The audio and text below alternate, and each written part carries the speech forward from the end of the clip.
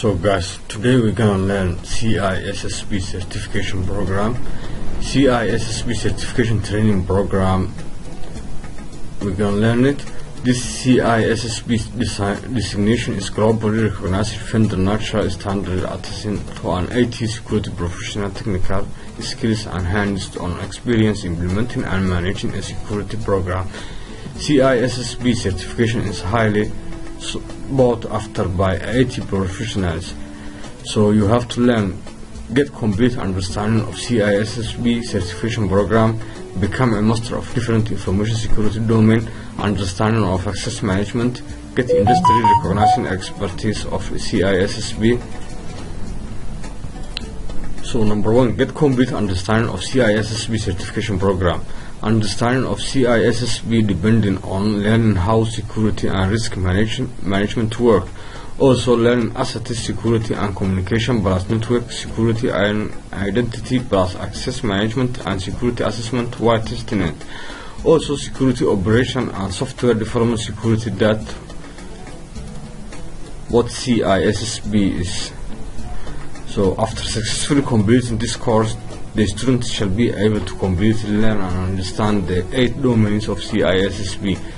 Number 1, security and risk management. Number 2, asset security. Number 3, security engineering. Number 4, communication and network security. Number 5, identity and access management. Number 6, security assessment and testing. Number 7, security operation. Number 8, software development security. So I think you understand CISSP. Let's go to learn the 8 domains. This tutorial gives you an orderly information, so if you get confused, type all the information in the lyrics to a notebook. Let's go to learn 8 domains in CISSP. Number 1, security and risk management is to develop an understanding of what risk is, how and it can be managed. How to create a risk management framework within your organization. How to identify assets and articulate risk, as well as identifying options for treatment and determining which is the most appropriate. How to perform detailed analysis of risk and develop risk treatment plans. How to apply risk management concept in practice, including developing a risk register, governance models, risk bodies, and reporting. Number 2, asset security. Asset-backed security, ABS, is a type of financial investment that is collateralized by an underlying pool of assets, usually ones that generate a cash flow from debt such as loans, leases, credits, and balances or receivables. Information and assets classification policy defines requirements for the appropriate classification of institutional information and IT resources to ensure their confidential integrity and availability. Asset protection is the basis for everything that a protection officer does. It is the core function of the protection officer job. Assets protecting can have different meaning and functioning depending on the approach to protect the asset, its location, and even the type of asset.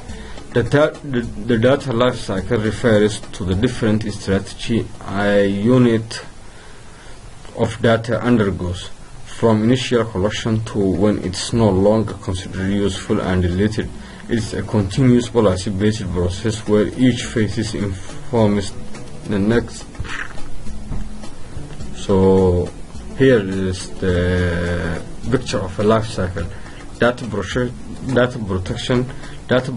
is the process of protecting sensitive information for damage, loss, or corruption as the amount of data being created and stored has increased at an unprecedented rate, making data protection increasingly important. Domain summary. List the investigation domain, risk scores, sub-scores, security categorized, contact categorization, and key domains notification. When a domain is a malicious investigation, displays additional domain details associated with the security category. Number 3, security engineering. It focuses on defining customer needs, security protection requirement, and requirement functionality early in the system development lifecycle. Documenting requirement and the proceeding with the design, synthesis, and system validation while considering the complete problem. Number 4, communication and network security. Communication and network security deals with the operation undertaken to protect, to defend network's communication system by ensuring their availability, integrity, authentication, confidentiality, and non-repudiation. Secure communities model is secure communities is when two entities are communicating and do not want a third party to listen in. For this to be the case, the entity needs to communicate in a way that is unsuspectable. To eavesdropping or intercepting secure communication includes means by which people can share information with varying degrees of certainty that third parties cannot intercept what is said other than spoken. Face-to-face community with not possible eavesdropping. It's probably safe to say that no communication is guaranteed to be secure in the sense, although practical obstacles such as registration, resources, technical issue, interception and encryption, and the sheer volume of communication serve to limit surveillance. The smart appliance running under Internet of Things (IoT) offers excellent interconnected network and gives a true encapsulation of machine-to-machine communication system. However, due to various investment situation as well as novelty into the IoT implementation concept, it is surrounded by various loopholes in its security system. Reviewing and existing approaches to shows there are less modern and exhaustive framework to deal with the problem. Therefore, the proposed study introduces a framework that offers secure communication system between IoT nodes and Internet hosts. Example, gateway by harnessing infinite field encryption system of public key cryptography. The proposed system offers a unique key generation system as well as novel digital signature generation securing the entity communication. The simulation outcomes show that proposed system after better performance than existing system. You have to know which layers of network to defend it in OSI model. Example, physical layer, data link layer, network layer, transport layer, function layer, visitation layer, application layer. Network protocols and network security protocol are network protocols that ensure the integrity and security of data transmission across network connection. The specific network security protocol used depends on the type of protected data and network connection. Each protocol defines the techniques and procedures required to protect the network data from authorized or malicious attempt to infiltrate information. Number 5, identity and access management. Identity and access management (IAM) is a framework of business process policies and techniques that facilitate the management of electronic or digital entities. With an IAM framework in place, information technology IT managers can control user access to critical information within their organization. Systems used for IAM include single sign-on system, two-factor authentication, multi-factor authentication, and privileged access management.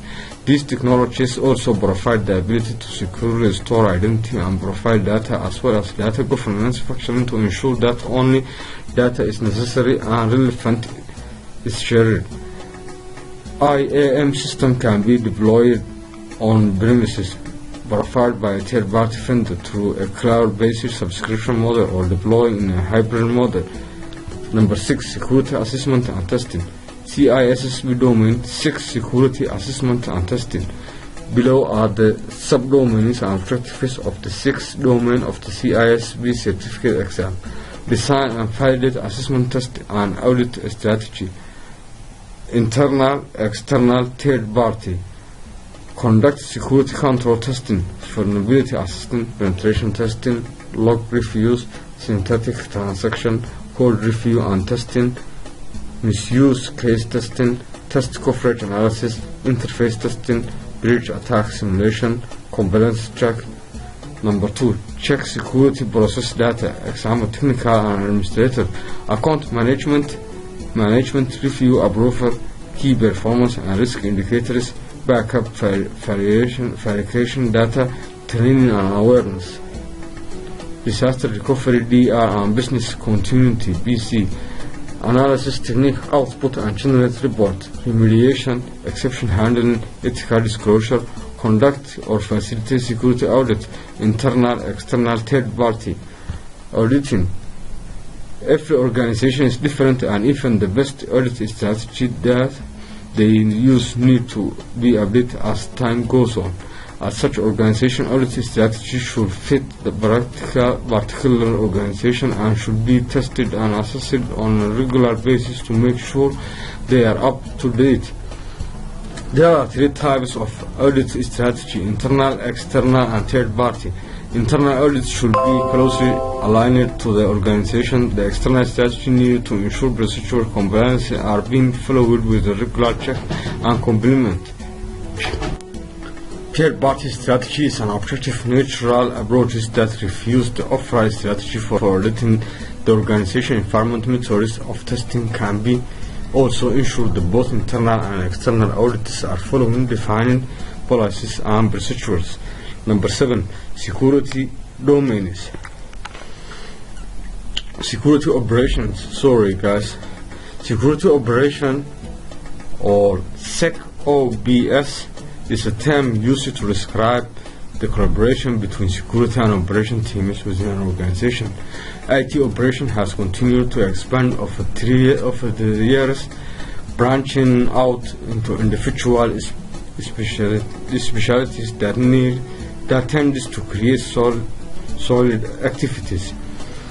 Tools that can help SecOps team build a proactive defense include endpoint protection, security information effect management, network detection and response, endpoint detection and response, user and entity behavior analytics, external detection and response (XDR), security organization, automation and response.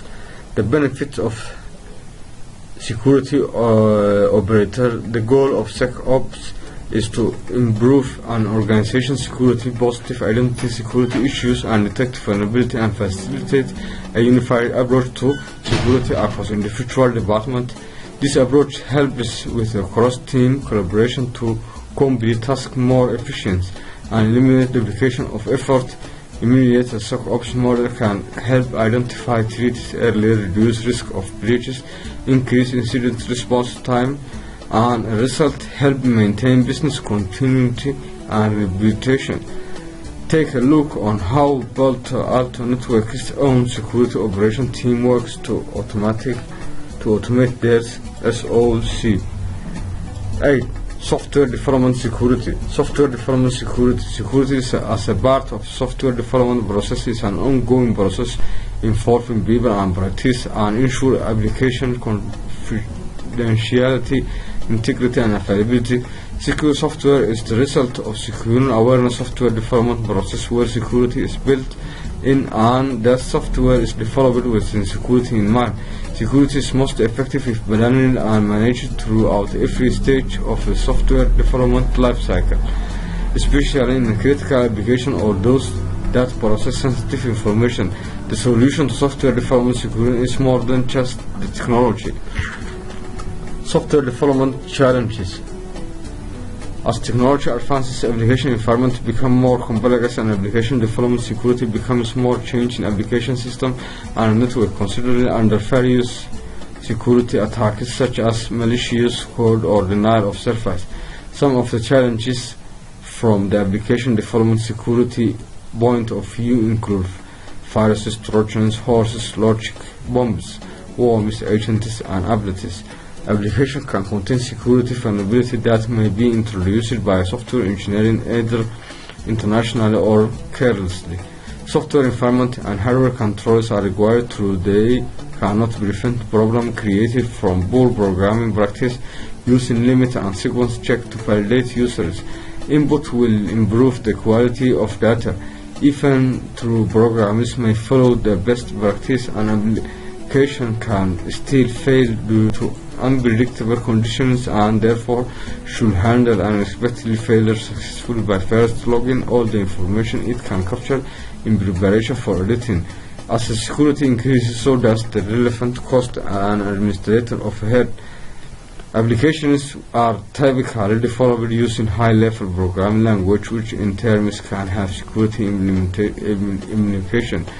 The core activities associated to the software development process to produce secure application and system include conceptual definition, functional requirement, control, specification, design review, code review, and walkthrough system to test and maintain and change management.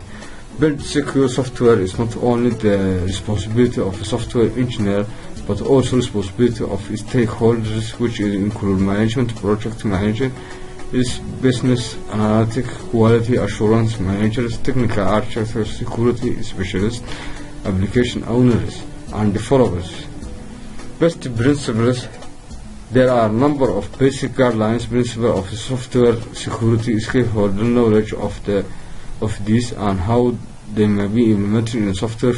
Vital to software security, these include protection from disclosure, protection from alteration, protection from destruction, who is making the request, what right and privilege does the request have, ability to build historical evidence, manage of configuration section and errors, exceptions. Security testing.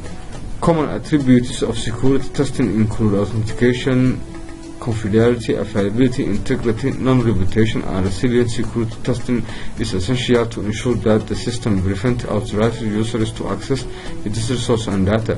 Some application data is set over the internet, which travels through a series of servers and network devices that gives some opportunities to unscrupulous hackers. Summary. All the secure system implementation security contained within the software, hardware system, and network. Each implemented or process has a layer of isolation to protect an organization most valuable resource, which is its data. There are various security controls that can be incorporated into application development process to ensure security and prevent unauthorized access. If you watch this video from the beginning, you have a full understanding of CISSP. So CISSP has 8 domains. Let's make summary. It has 8 domains. So if you read carefully that 8 domains, you will understand CISSP security.